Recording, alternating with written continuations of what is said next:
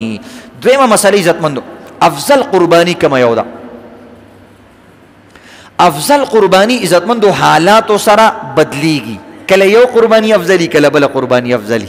زمونږ شریعت ډیر عجیبه شریعت دی، ډیر اعلی شریعت دی. دا د غریبانانو او د عوامو د دې خلکو خیال ډیر ساتي. نو په کومه قربانی کې چې د غریب فایده زیاته وي وایي دغه قربانی افضله ده. نو ته به علاقې ته ګورې چې کومې علاقې کې غریبانان زیات دي، نو هلته داسې قرباني حلالول او ذبح کول افضل دي چې هغې کې غوښه ډېره زیاته وي، سرب څاروی وي، موټه کټه تازه، داسې څاروی حلالول پکار دي. ځکه چې دا به تدریس یې کې، یو به حصه بتالی، یو به غریبانانو له ورکې، یو به خپلوانو له، نو چې هغوی ته لږه غوښه ډېره ورسېږي.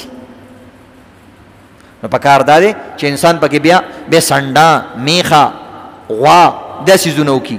که بالفرض هلته غریبانان ډېر زیات نه دي، یا ته غریبانانو له مخه پوره حصه ورکې، او ته وایې چې نه دلته خو غریبانان ډېر نشته دی، زه بیا کومه قرباني وکړمه، نو بیا عزتمندو قیمتي څاروی اغوستل او اعلی او د ګرانې غوښې والا څاروی اغوستل دا بیا افضل دي. دا بعضې کسان ډېر ښایسته ښایسته څاروي والي چې په لاره روان یې هغه لاره ورسره خوند کوي. نو بعضې خلک ورپسې خبرې کوي دا دې څه کړي دي، ټولې پیسې دې ضایع کړي، پیسې ایله په سم کار باندې ولګولې. مخکې به یې جواریانې کولې، مخکې به یې چې کوم دی به صرف ښځې له پې سینډل سرخي پوډر اغوستل، د خداداد والا علاقې والا مزې وې. نن یې پهله صحیح کار وکړو، د منډۍ والا له پیسې ورکړې، د الله په نوم باندې دا پیسې وکړې، دا یې وسیله صحیح کار کړی دی، خو د نوم دپاره نه دي کول پکار. ښایسته څاروی د دې دپاره اغوستل چې الله ته نوم جوړ کا.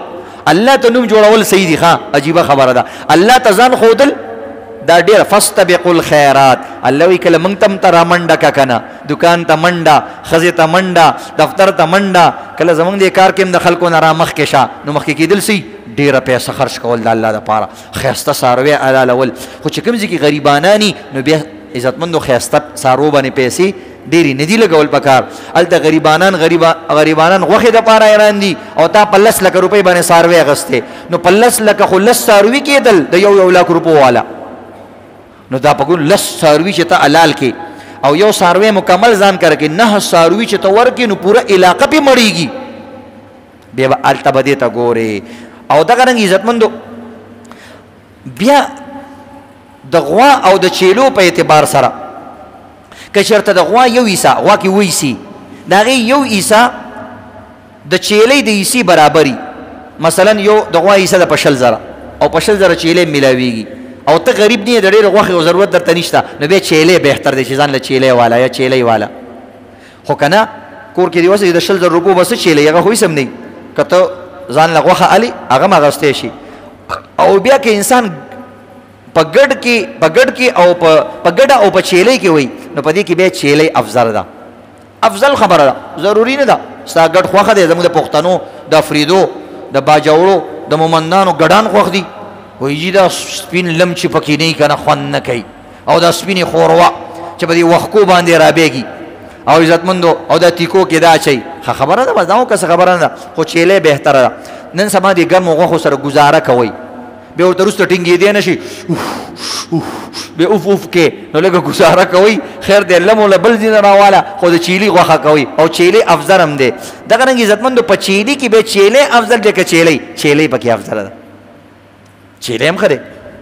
بعضې کسان چیلۍ الي د هغه سامان دپاره، هغه هګۍ خوري ظالمان، کپورې، دغه صحیح نه دي، دغه جایز نه دي. وایي چې ډېر طاقت دی پکې، نو دا خو حرام څیزونو کې خو طاقتونه یي که نه، ځکه خو الله تا ته وایي چې ټینګ شه ورته، چې طاقت پکې نه وي، حرام څیز کې خوند نه وي، نو بیا څوک ورتله هغې طرف ته. حرام څیز کې خوند دي، خو ته به ورته ځان ټینګې، په دقې تا ته ثواب میلاوي.